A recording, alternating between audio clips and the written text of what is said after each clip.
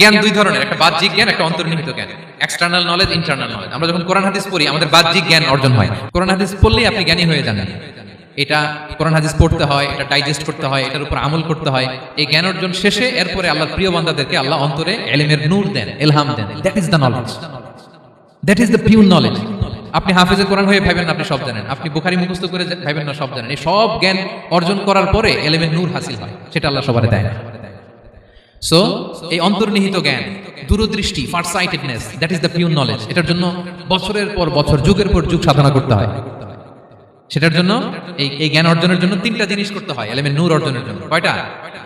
এক হচ্ছে বিনয়, দুই হচ্ছে সফর, তিন হচ্ছে সবর। আবার বলি, এক হচ্ছে বিনয়, দুই হচ্ছে সফর, তিন হচ্ছে সবর। আল্লাহ তাআলা আল্লাহর নবীকে তাওরাত দেওয়ার পরেও আরো ট্রেনিং সেশন করাইছেন খিজির আলাইহিস সালামের কাছে। যাও, ওনার কাছে গেলে তুমি ছোট হবা, নত হবা। জ্ঞান যদি আমি নিতে চাই আমাকে ছোট হইতে হবে। ধরেন একটা গ্লাস থেকে একটা খালি গ্লাসে পানি ঢালবো, তো যেটাতে নেওয়া হবে এটা উপরে থাকলে হবে? যে গ্লাসটার মধ্যে পানি আছে এটা উপরে থাকবে, ওইটা ব্ল্যাঙ্ক গ্লাসের মধ্যে পড়বে। আপনি নলেজ ইলম নিতে চাইলে আপনাকে নিচে থাকতে হবে, উনি উপরে থাকবে। আপনার শায়েখ আপনাকে দিবে, আপনার উস্তাদ আপনাকে দিবে, আপনার মুর্শিদ আপনাকে দিবে। বুঝতে পেরেছেন? তাহলে আমাদেরকে হাম্বলনেস লাগবে, শিখতে হইলে হাম্বল হইতে হয়, বিনয়ী হইতে হয়। আচ্ছা, দুই নাম্বার সফর করতে হয়।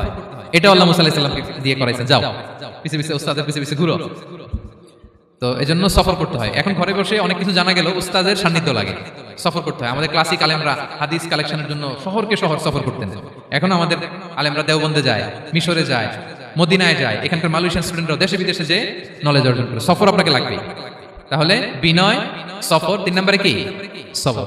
ধৈর্যশীল হইতে হবে। দেখেন মুসা আলাইহিস সালাম বারবার প্রশ্ন করে ফেলতেছেন, বারবার ওয়াদা ভঙ্গ করতেছেন, এরকম করলে হবে না।